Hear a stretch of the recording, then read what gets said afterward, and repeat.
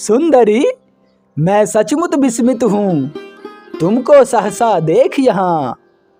ढलती रात अकेली बाला, निकल पड़ी तुम कौन कहाँ।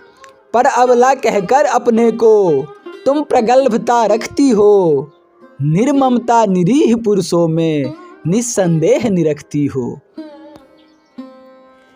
पर मैं ही यदि पर नारी से पहले संभाषण करता, तो छिन जाती आज कदाचित पुरुषों की सुधर्म परता।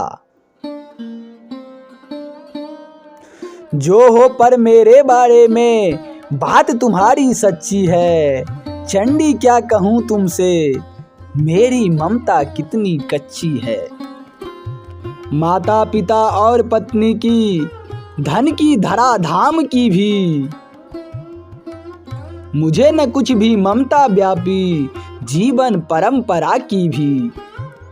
एक किंतु उन बातों से क्या फिर भी हूँ मैं परम सुखी, ममता तो महिलाओं में ही होती है हे मंजुमुखी। सूरवीर कहकर भी मुझको तुम जो वीर बताती हो, इससे सूक्ष्म दर्शिता ही तुम अपनी मुझे जताती हो। भाषण भंगी देख तुम्हारी हाँ मुझको भय होता है, प्रमदे तुम्हें देख वन में यों मन में संशय होता है। कहूँ मानवी यदि मैं तुमको तो वैसा संकोच कहाँ, कहूँ दानवी तो उसमें है यह लावण्य की लोच कहाँ।